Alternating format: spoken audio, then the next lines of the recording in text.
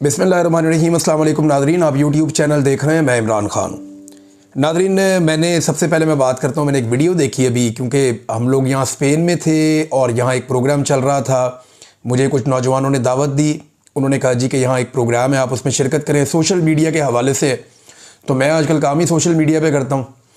जो पाकिस्तान का regular media है वो तो मुझे अपने प्रोग्राम में भी नहीं ले पाते, NOC नहीं दिया हुआ पाकिस्तान के इदारों ने, तो क्या लेंगे। तो सोशल मीडिया पे ही काम कर रहा हूँ आजकल। शहीद अरशद शरीफ भी अपनी शहादत से पहले सिर्फ सोशल मीडिया पे ही काम कर रहे थे। साबिर शाकिर भाई हो जाए, मुईद भाई हो जाए, ये सारे लोग सोशल मीडिया पे काम कर रहे हैं। वजाद सईद हैं, वो भी सोशल मीडिया पे काम कर रहे हैं। और बहुत सारे हमारे दोस्त हैं, वो बेचारे अब मजबूर हैं। पाकिस्तान में सिद्दीक जान साहब हैं, तारिक मतीन साहब हैं, तो हम सारे अब सोशल मीडिया के ऊपर ही अपनी जर्नलिज्म करते हैं। अल्लाह रब्बुल इज़्ज़त ने हमारे लिए एक रास्ता खोला हुआ है, तो उम्मीद है कि जल्दी हमारे लिए जो रवायती मीडिया है, पाकिस्तान के हालात बदलेंगे, उसका रास्ता खुलेगा, हम जाएंगे, दोबारा नौकरियां ढूंढेंगे और हालात बेहतर हो जाएंगे। लेकिन जब तक नहीं है तब तक तो हम ये करेंगे। तो सोशल मीडिया की एक कॉन्फ्रेंस थी और उसमें हमें बुलाया गया था। बहुत बड़ी तादाद में लोग वहाँ पे आए। जितने लोग आए उनका बहुत शुक्रिया, उन्होंने सब्र के साथ हमारी बात सुनी। और मैंने देखा कि इमरान खान साहब के कॉज के साथ या उनके नज़रिए के साथ लोग जुड़े हुए हैं। भाई, लोग एक कदम भी पीछे हटने के लिए तैयार नहीं है। मैं यहाँ पे यूरोप में हूँ गुज़िश्ता 10 दिन से। मैं जहाँ पे गया हूँ ना, लोग एक ही बात पूछते हैं कि इमरान खान बाहर कब आएगा। लोग एक ही बात पूछते हैं कि इमरान खान बाहर कब आएगा। और उन्होंने उम्मीद सिर्फ इमरान खान से लगाई हुई है। ये लगभग 1 करोड़ से ज़्यादा ओवरसीज़ पाकिस्तानी है जो पूरी दुनिया में है। ये इतनी बड़ी तादाद है कि एक मुल्क बनता है इतने लोगों का। और ये 1 करोड़ से ज़ायद पाकिस्तानी पूरी ताकत से इमरान खान के साथ खड़े हैं। ये आटे में नमक के बराबर बहुत थोड़े से लोग हैं जो किसी और पॉलिटिकल पार्टी के हो सकते हैं। ये सबके मिला के 5% भी नहीं होंगे। पाकिस्तान में इमरान खान की जितनी मकबूलियत है, ओवरसीज़ पाकिस्तानियों में उससे बहुत ज़्यादा मकबूलियत है। और लोग इमरान खान को अपने मसीहा के तौर पर देख रहे हैं कि वो पाकिस्तान को इस गर्दाब से निकाल सकता है। वैसे भी आप देखें तो पाकिस्तान के जितने भी मसाइल हैं उनमें 90% जो इस वक्त सूरत हाल है, अगर इमरान खान के मामला या जो पॉलिटिकल इस्तेकाम पाकिस्तान में आ जाए, वो मामला ठीक हो जाए तो मामला बेहतरी की तरफ चल पड़ेगा। लेकिन नहीं, एस्टेब्लिशमेंट ने भी और तजर्बे करने तो कर ले। मैं वीडियो देख रहा था शाहजेब खानज़ादा साहब की, मैं उनके साथ बाजी में हम इकट्ठे काम भी करते रहे हैं। जब मैं जबरी तौर पे गुमशुदगी से वापस आया तो उन्होंने मेरे साथ बात भी की और बहुत सारे सहाफ़ियों ने बात की। अहमद बीर साहब ने भी की थी, दीगर ऐसे सहाफ़ी जो मेरे दोस्त हैं और जो दोस्त नहीं हैं उन्होंने भी बात की, जिन्हें मैं जानता हूँ उन्होंने भी। तो मुझे ना ये वीडियो देख के बुरा लगा। ये किसी के साथ भी हो सकता है। यानी मैं अगर जा रहा हूँ अपनी फैमिली के साथ और कोई मेरी फैमिली की मौजूदगी में, एक झूठी खबर चलाई भी थी बरतानिया में कुछ सहाफ़ियों ने, मुझे बल्कि वकला ने कहा कि इनके ऊपर केस कर दो। मैंने कहा नहीं, दफ़ा करें, कोई बात नहीं। तो वो मुझे झूठी खबर की इतनी तकलीफ़ हुई थी। तो अगर मैं अपनी फैमिली के साथ जा रहा हूँ किसी जगह, कोई मेरे साथ ऐसे करेगा, मुझे बुरा लगेगा, ये दिल को तकलीफ़ होगी। लेकिन देखें, ये नफ़रत पाकिस्तान की एस्टेब्लिशमेंट ने फैला दी। ये पाकिस्तान की एस्टेब्लिशमेंट का किया धरा। चादर और चार दीवारी का तकद्दुस पामाल कर दिया। औरतों को कभी सड़कों के ऊपर घसीटते हैं, कभी ख़वातीन को गिरफ्तार कर लेते हैं, कभी जो है वो इद्दत जैसे घटिया और बेहुदा केसेस बना देते हैं। अब ये जिस किस्म का इन्होंने गंद मारा पाकिस्तान की एस्टेब्लिशमेंट ने, ये वो फैलाई हुई नफ़रत है। एक दिन हम सारे इस नफ़रत की आग में जलें, इससे बेहतर है इस आग को बुझाया जाए। और ये काम जो एस्टेब्लिशमेंट गंद मार रही है पाकिस्तान में या जो नफ़रत फैला रही है, ये उसको रुकना पड़ेगा, उसको पीछे हटना पड़ेगा। आज सारे इमरान खान पे मुंह उठा के इल्ज़ाम लगा देते हैं। ये ज़रा आप स्टेटमेंट तो देखें ना ज़रा, ये ख्वाजा आसिफ साहब का, कि सियासत में बदतमीज़ी और गालम गलोच की रवायत इमरान खान और यूथियों ने डाली है। अब ये यूथिया जो लफ्ज़ है ना, ये मैंने पहली दफ़ा बोला है, क्योंकि ख्वाजा आसिफ जैसे वज़ीर दिफा ने इसको ट्वीट किया है। ये गाली से निकला हुआ है। एक पॉलिटिकल पार्टी के वर्कर को आप गाली के नाम से आप बुला रहे हैं, कितनी बुरी बात है। और मुस्तकबिल में हमारा मुआशरा इसकी भारी कीमत अदा करेगा। और बैरून मुल्क साबिक पाकिस्तानियों ने बाहर जाकर भी तहजीब नाम की कोई चीज़ नहीं सीखी जो अपने घरों से सीख कर गए थे। आपको ख्वाजा साहब पता ही नहीं है कि बाहर दुनिया के अंदर लोगों को कितनी आज़ादी है। लोग वहाँ अपने आर्मी चीफ से सवाल कर सकते हैं सड़क पे चलते हुए। लोग अपने वज़रा को अकाउंटेबल कर देते हैं 5 मिनट के अंदर। यहाँ सारा निज़ाम जो है जवाबदेह है। पाकिस्तान के अंदर तो आपके प्रोटोकॉल ही ख़त्म नहीं होते। आम आदमी की एक्सेस आपके दफ्तर तक हो ही नहीं सकती। आपके चपड़ासियों के दफ्तर तक नहीं हो सकती। तो अब ये इस किस्म की बड़ी नफरत वाली बातें इसमें लिखी हैं और जी पीड़ नहीं कर दिया किसी जगह पे, किसी जगह कुछ लिख दिया, किसी जगह गाली वाला लफ्ज़ बोल दिया। ख्वाजा आसिफ ने बड़ा गंद मारा अपने ट्वीट के अंदर, बड़ी अजीब अजीब बातें की। अब मैं ज़रा दिखाता हूँ कि ये नफरत एक्चुअली फैलाई किसने। ये कहते हैं ना इमरान खान ने नफरत की सियासत पाकिस्तान में फैलाई है। तो सबसे पहले शुरू करते हैं, आपको दिखाते हैं जुल्फ़िकार अली भुट्टो की आवाज़ क्या कहती थी और जुल्फ़िकार अली भुट्टो के अल्फाज में आपको सुनाता हूँ कि उनके अल्फाज किस तरह के थे। उस वक्त तो इमरान खान सियासत में नहीं था। ये सुने आप। ना मंजूर जहन्नम में जाए, सुअर के बच्चे जहन्नम में जाए। ना मंजूर जहन्नम में जाए, सुअर के बच्चे जहन्नम में जाए। मुझे बताएं कि ये गंदा लफ्ज़ पाकिस्तानी अवाम के लिए, पाकिस्तान के शहरियों के लिए क्या इमरान खान ने कभी बोला? क्या इमरान खान भूल कर भी इस तरह का कोई लफ्ज़ इस्तेमाल कर सकता है पाकिस्तानी शहरियों के लिए या एक तबके के लिए या लोगों के लिए? कितनी गलत ज़ुबान जुल्फ़िकार अली भुट्टो ने इस्तेमाल की। तो तब तो इमरान खान ने भुट्टो को सियासत नहीं सिखाई थी। अब ये देखें, असफंदयार वली, ये बाचा खान की औलाद हैं, एमएल वली खान साहब के बड़े हैं। अब इनका आप स्टेटमेंट सुने, क्या इनको भी इमरान खान ने तरबियत दी थी? इधर सुनिए आप ये क्या कह रहे हैं। कुत्ते की वैसी भी उम्र कम होती है, अगर जब कुत्ता पागल है तब तो सब लोगों को निकलना पड़ता है। अब ये पीपल पार्टी कुतिया पागल हो गई है, इसके पीछे निकलना पड़ेगा। कोई तरीका नहीं आपके पास और पूरे कौम को निकलना पड़ेगा, पूरे कौम को निकलना पड़ेगा। आसमान से जिस तरह आसमान साहब ने कहा फरिश्ते नहीं उतरेंगे और ना हम इतने बेहम्मत हैं कि हम बैठे रहेंगे खुआ के और हमारे अपने हकूक दिलवा दे। नहीं, हम अपने हकूक के लिए लड़ने के लिए तैयार हैं। हमने अंग्रेज को बगैर के छोकरी क्या बला है जो हमारा रास्ता रोके, क्या करेगी ये हमारी। ये बेनज़ीर भुट्टो के बारे में है और ये बात कौन कर रहा है? असफंदयार वली। इनको इमरान खान ने सियासत सिखाई थी या इमरान खान साहब ने इनको ये वाली ज़ुबान सिखाई कि ऐसे बोलो? अब ये जो बहुत सक्के से वितरे बनते हैं, ज़रा नवाज शरीफ साहब इनकी भी आप सुन लें। मौसम के जान साहब रहमतुल्लाह अलैह। और फिर मैं आपको ये भी बताना चाहता हूँ कि पिंडी के अंदर जिस जगह पे भुट्टो को फांसी दी गई थी और फांसी दी थी तारा मसीह ने, उस बाग में उसके लिए एक जगह मार्क की गई है। उस बाग पे करोड़ों रुपया खर्च किया जा रहा है, उसमें वो भुट्टो की फांसी से उसको मंसूब किया गया है और उसको गालिबन भुट्टो पार्क रखा जाएगा। हम उसको मकाम इबरत का नाम देंगे कि ये मकाम इबरत है, इससे सबक सीखो। मकाम इबरत। और ये मुकाबला करेंगे जो कहते हैं रात को थोड़ी सी मैं कभी कभी पी लेता हूं, उसकी औलाद हमारा मुकाबला करेगी। तो भी मालूम है कि 2 महीनों के बाद 3 महीनों के बाद पता नहीं उनको तनख्वाह मिलेगी या नहीं मिलेगी। ये आलम हो चुका है क्योंकि सारा पैसा तो खा गया जरदारी और जो आपका इस कौम का पैसा था, उस कौम के खून पसीने की कमाई थी, उसने सरे में माल खरीद लिया। ये कौम अपने जेवर बेच चुकी है, अपनी बचतें खत्म कर चुकी है, इन्होंने अपने घर गिरवी रख दिए, लेकिन आज रोटी को तरस रहे हैं। और वहां आसिफ जरदारी के घोड़े जो है एक एक लाख 40-40 लाख रुपए का घोड़ा आज वहां पे सबल में घूम रहा है। ये लुटेरा इंसान, ये लुटेरा पाकिस्तान की दौलत को लूट कर इसे सरे में माल खरीद लिया है। मेरा नाम भी नवाज शरीफ नहीं, उसने उसको नीलाम करके उसकी तमाम दौलत। लो जी, ये शहबाज शरीफ ने भी कहा था कि जरदारी का पेट फाड़ के पैसे निकाल के अवाम के कदमों में निछावर कर देगा। जरदारी को लाड़काना और लाहौर की सड़कों पे भी शहबाज शरीफ ने घसीटना था। ये इनकी ज़ुबानें इमरान खान साहब की सियासत से पहले की हैं, उसके बाद की नहीं है। ख्वाजा आसिफ साहब जो ये ट्वीट कर रहे हैं, जरा उनकी ज़ुबान मुलाहिदा फरमा लीजिए कि औरतों को वो गार्बेज यानी गंद कह रहे हैं। औरतों को असेंबली के अंदर खड़े होकर सुने जरा। अखलाक बाख्ता औरतों को जो है चेस्टडी के ऊपर जो है लेक्चर देने की जरूरत नहीं होती। पहले अपना दामन देखें, उसके बाद पाक दामनी के ऊपर हमें लेक्चर दें। बाकियात रह गई हैं उस शख्स की जिसने चीफ ऑफ स्टाफ को अपना बाप कहा था। ये बाकियात है, खंडरात है उनके। जनाब स्पीकर, ये खंडरात है उनके, ये उनका कूड़ा करकट बाकी रह गया हुआ है। ये लफ्ज कूड़ा करकट जो है वो मैं एक्सपंज करता हूं। गार्बेज रह गया हुआ है उनका यहाँ पे, which has to be cleaned। आज उसको अदालतों में पेश होने की जरूरत नहीं है। अपने वर्करों को कैद करवा के खुद चूहे की तरह चुपता फिरता है।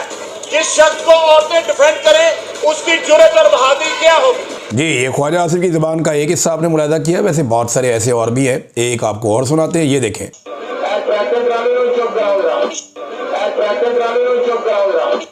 अंदाज़ा करें एक रुकन असम्बली को ये किस अल्फाज में मुखातिब कर रहे हैं। क्या ये भी इनको इमरान खान ने सिखाया था?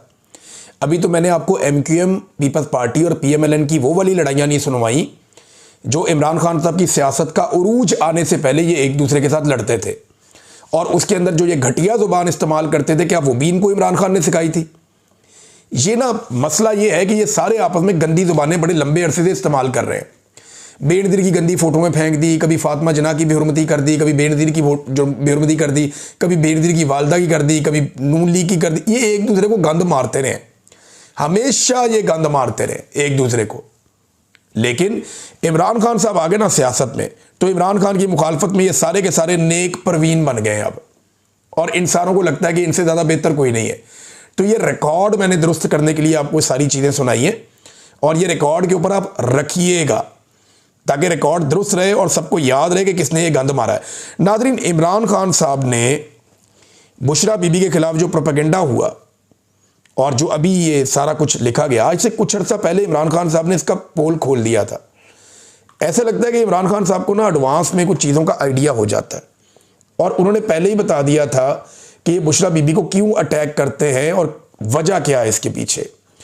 इमरान खान साहब ने बताया था कि बुशरा बेगम पर जुल्म इसलिए किया जा रहा क्योंकि मेरे दौर में जब आसिम मुनीर को ओहदे से हटाया गया तो उन्होंने जुल्फी बुखारी के ज़रिए बुशरा बीबी को मुलाकात का पैगाम भेजा था, जिसे बुशरा बेगम ने टुकरा दिया था। इसीलिए आसिम मुनीर ने उन पर सख्तियां रखी हुई हैं। शुरू दिन से ही इनकी कोशिश है कि बुशरा बेगम पर सख्ती करके मुझे तोड़ा जाए। और अब ये आर्टिकल आपके सामने, ये जुलाई 15, 2025 का स्टेटमेंट है इमरान खान साहब का। और मैंने जुल्फी बुखारी साहब से जब पूछा था तो उन्होंने कंफर्मेशन दी थी, उन्होंने कहा था जी बिल्कुल ये स्टेटमेंट ठीक है इमरान खान साहब का, क्योंकि बात करके उन्होंने कोशिश की थी कि उनकी बुशरा बेगम से मुलाकात करवाई जाए, लेकिन फिर वो मुलाकात के लिए बुशरा बेगम ने इनकार कर दिया था। तो अब ये इमरान खान साहब के बकौल जो बदला बुशरा बेगम से लिया जा रहा है वो इसलिए लिया जा रहा है। अब नाज़रीन, यहाँ पे एक और बड़ी ज़बरदस्त चीज़ है जिसकी निशानदेही की है, यही बुशरा बीबी पे कीचड़ उछालने के हवाले से जो खबर है उसमें। और रियाजुल हक साहब हैं, सीनियर जर्नलिस्ट, इन्वेस्टिगेटिव जर्नलिस्ट हैं, वो ये कहते हैं कि जो जंग अखबार है इसका बरतानिया और यूरोप के सफ़े पर इमरान खान की इकोनॉमिस्ट वाली जो स्टोरी एक बनाई गई है उनकी बीवी पे, उसकी कोई एक खबर तक नहीं छापी गई। इसकी क्या वजह हो सकती है? सादी वजह है, यहाँ पे रूल ऑफ लॉ है, यहाँ पे अदलिया आज़ाद है, यहाँ पे जजेस जो हैं वो आज़ाद फैसले देते हैं, पाकिस्तान जैसे जजेस नहीं हैं। यहाँ पे अगर ये खबर छापेंगे तो इनके ऊपर केस हो जाएगा। जब केस होगा तो इनको वहाँ पे साबित करना पड़ेगा कि ये खबर ठीक है। कैसे साबित करेंगे? यही पंगा जो है वो जो डिजिटल प्लेटफॉर्म जिसने इस खबर को छापा है उसके साथ भी हो सकता है। पाकिस्तान तहरीक इंसाफ के लोगों से मेरी बात हुई, उन्होंने कहा जी हम इसके ऊपर मुशावरत कर रहे हैं और हम इसके ऊपर काम कर रहे हैं। ये ज़्यादती की गई है और 1-2 दिन के अंदर हम ये फैसला कर लेंगे कि हमने किस तरीके से इस मामले को कानूनी लड़ाई में तब्दील करना है। तो तहरीक इंसाफ के लोग इसके ऊपर बाकायदा जो उनकी लीगल टीम है वो वहाँ बरतानिया में काम कर रही है। सादी बात है। अब क्योंकि जंग अखबार और ये लोग जानते हैं कि वहाँ पे अगर ये करेंगे तो इनके ऊपर केस हो जाएगा, जुर्माना हो जाएगा या इनका अखबार वहाँ पे बंद हो जाएगा, तो ये खबर इन्होंने पाकिस्तान में छाप दी, बरतानिया में नहीं छापी। अंदाज़ा करें आप कैसा इनका निज़ाम है कि बरतानिया में नहीं छापेंगे, पाकिस्तान में छाप देंगे। नाज़रीन, एक और आलम दीन है और उन्होंने बड़ी हिम्मत का मुजाहरा किया है और पूरे पाकिस्तान की जानिब से इन्हें खराज तहसीन पेश किया जाना चाहिए। इससे पहले जो है वो एक बड़े आलम दीन हैं, उन्होंने मुफ्ती आज़म, उन्होंने इस पे बात की थी, तकी उस्मानी साहब ने, और अब मुफ्ती तारिक मसूद साहब उन्होंने भी इसके ऊपर बात की और बड़ी जुर्रत का मुजाहरा किया है कि ये जो ताहयात किस्म की एक वाहयात इस्तिस्ना है इस पे उन्होंने अब बात की है। अल्लाह ताला इनको अपने हिफ्ज़ व अमान में रखे, इनको मुश्किलात से बचा कर रखे, क्योंकि इस दौर में सच बोलना और हक़ के साथ खड़े होना बहुत मुश्किल है। मुफ्ती तारिक मसूद साहब कहते हैं कि 27वीं तरमीम की दीगर शिकों पर हमायत या मुखालफत करना तो सियासी लोगों का काम है, और बाकी तो सियासी चीज़ है ना, अदलिया को ये कर दिया, उसको ये कर दिया, उसको ये कर दिया। लेकिन जो एक चीज़ इस्लाम से मुतसादिम है उस पर इन्होंने अपनी राय दी है। मुफ्ती है ना, वो दे सकते हैं फतवा। उन्होंने कहा मगर किसी ओहदेदार का, किसी भी ओहदेदार का अदालतों से इस्तिस्ना हासिल करना गैर शरई और इस्लामी निज़ाम इंसाफ के मुनाफी है। ये गैर शरई, गैर इस्लामी अंदाज़ा करें आप। आपने इस्लाम की खिलाफ वर्जी कर दी है इस्तिस्ना लेकर, सदर पाकिस्तान ने भी और फील्ड मार्शल आसिम मुनीर ने भी। इस तरह दुनियावी अदालतों से तो इस्तिस्ना हासिल किया जा सकता है, मगर अल्लाह रब्बुल इज़्ज़त की अदालत में कोई बादशाह या अफसर मुस्तस्ना नहीं है, सबको जवाब देना पड़ेगा। ये जनाब मुफ्ती तारक मसूद साहब बड़ी बहादुरी और जुर्रत का उन्होंने मुजाहरा किया। मैं उम्मीद करूंगा पाकिस्तान के जो बाकी उलमा इकराम हैं वो भी जुर्रत का मुजाहरा करें, क्योंकि मैंने पहले दिन ये सवाल उठाया था कि उलमा इकराम हमारी रहनुमाई करें कि क्या इस्तिस्ना जो लाइफ टाइम एक इस्तिस्ना है या इम्यूनिटी है, इसकी कोई गुंजाइश हमारे मज़हब में है। तो अब उलमा इकराम ने इसके ऊपर राय देना शुरू की है।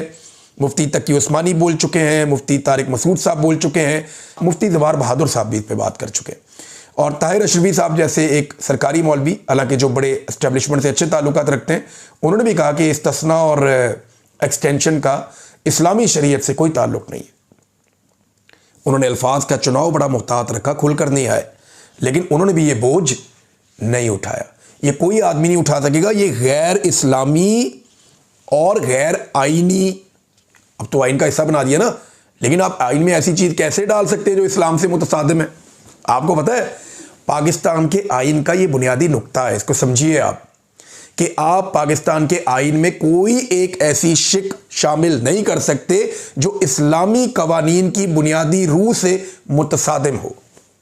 आसान करता हूं, कोई भी ऐसी चीज़ जो इस्लामी उसूलों से मुताबिकत ना रखती हो, या कोई भी ऐसी चीज़ जो इस्लामी उसूलों के मुताबिक ना हो, उसे आप पाकिस्तान के आइन का हिस्सा ही नहीं बना सकते। ये करारदाद मकासद है, सिंपल।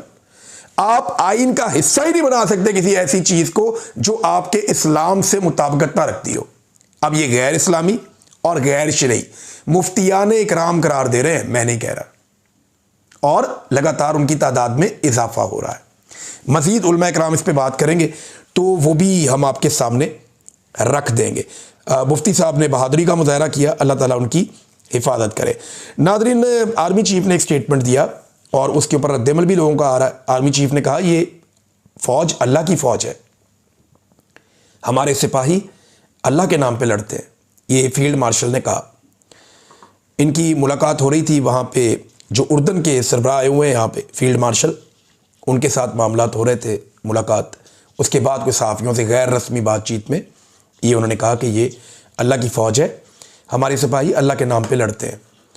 इस पर रहीक अब्बासी साहब ने कुछ सवालात उठाए, मैं एज इट इज़ आपके सामने रखता हूँ, इम्पॉर्टेंट है। वो ये कहते हैं कि अल्लाह की फ़ौज कभी भी मैदान जंग में भी औरतों और बच्चों बुज़ुर्गों को नुकसान नहीं पहुँचाती। अल्लाह की फ़ौज काफिरों के शहर को भी फतह करे तो किसी के घर की दीवार नहीं फलांगती, यानी चादर और चार दीवारी का तकद्दुस पामाल नहीं होता। अल्लाह की फ़ौज गैर मुस्लिम मजहबी रहनुमाओं को भी कभी हाथ नहीं डालती। अल्लाह की फ़ौज कभी दीगर मज़ाहिब की इबादत गाहों को भी ताले नहीं लगाती। अल्लाह की फ़ौज कभी चोरों, डाकुओं और करप्ट सियासतदानों को इक़्तिदार में नहीं लाती। अल्लाह की फ़ौज कभी मुल्क के काजियों को हिरासा नहीं करती और उनकी जासूसी नहीं करती। अल्लाह की फ़ौज सिर्फ जहाद करती है, कारोबार नहीं करती। अल्लाह की फ़ौज सिर्फ रज़ाए इलाही के लिए लड़ती है और कभी किसी गैर मुस्लिम सुपर पावर की जंग डॉलरों के बदले नहीं लड़ती। और अल्लाह की फ़ौज का जो सालार होता है कभी काफिर सुपर पावर के दरबार में मिनरल्स के तहाइफ लेकर सलामी देने नहीं जाता। ये उन्होंने यहाँ पे एक अपनी ओपिनियन दी है। रहीक अब्बासी साहब ने, देखें बहुत सारी चीज़ें पाकिस्तानियों को, अब पाकिस्तान की इंटेलिजेंस एजेंसियाँ फ़ौज का हिस्सा हैं, उन्होंने पाकिस्तानियों को जबरी तौर पे लापता किया, शायरों को किया, सहाफ़ियों को किया, वकला को किया, सियासी शख्सियात को किया। पूरा एक जो इलेक्शन है वो पाकिस्तान की मिलिट्री एस्टेब्लिशमेंट ने चोरी कर लिया।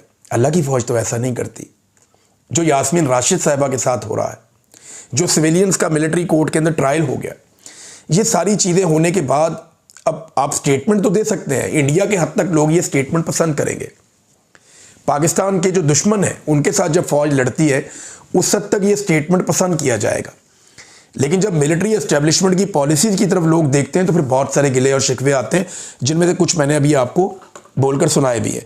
नाज़रीन, सिंध के अंदर से एहतजाज का ऐलान हो गया और पहला बड़ा एहतजाज है उसका ऐलान किया गया सिंध के वकला की जानिब से। आमिर नवाज़ वड़ाइच, इन्होंने सख्त अल्टीमेटम दिया है और 27वीं तरमीम को मुस्तरद कर दिया है। सिंध भर में 1 हफ्ते की हड़ताल का ऐलान भी किया गया है और वकला ने यह भी कहा कि मंसूर अली शाह साहब और अतर मनल्ला के इस्तीफ़े वापस लिए जाएँ, यानी उनको बहाल किया जाए और एक फुल कोर्ट बुलाया जाए जिसमें सारे जजेस बैठे, ये दोनों जजेस भी साथ बैठे और उसके अंदर फिर ये 27वीं तरमीम का मामला रखा जाए और इसको वापस किया जाए। ये अदलिया के ऊपर एक हमला है। अब वकला ने जो है नॉर्मली 1 दिन की हड़ताल की 2 दिन की कॉल देते हैं। 1 हफ्ते की जो पूरी कॉल दी गई है, क्या ये कामयाब होगी और क्या ये इतने बड़े पैमाने पे जाएगी, ये हमें अभी जवाब मिल जाएगा। आज के दिन से ये मामला चलेगा। नाज़रीन, मरियम नवाज़ ने भी जजों पे चढ़ाई कर दी। उन्होंने कहा जी ये सियासी जज हैं। अब ये दोनों जज साहबान जो निकले हैं ना, इस्तीफ़ा दिया है, इन्हें आज ये सियासी जज कह रहे हैं, कल ये इन्हीं जजेस के बेनिफिशरी थे। इन्हीं जजेस ने आधी रात को अदालतें लगाई थी रिजीम चेंज ऑपरेशन के वक्त। इन्हीं जजेस ने नवाज शरीफ साहब का स्टाम्प पेपर के ऊपर पाकिस्तानी अदालतों की जुरिस्डिक्शन से 4 हफ्ते का कह के बाहर भेजा, फिर 8 हफ्ते और फिर मियाँ साहब 4 साल बाद वापस आए। इन जजों ने हर तरह की सहूलतकारी दी, इन जमातों को हर तरह से फैसिलिटेट किया और नतीजा क्या निकला कि आज यही जमातें उन्हें सियासी जज करार दे रही हैं। तो जज साहबान को भी ये सोचना चाहिए, जो आज भी इनकी वफादारी कर रहे हैं, कि जब भी कभी आप फंसेंगे ये आपके साथ यही करेंगे। इनका तरीका वारदात ही है। अब तक के लिए इतना ही। अपना ख्याल रखिएगा, अपने इस चैनल का भी। अल्लाह हाफ़िज़।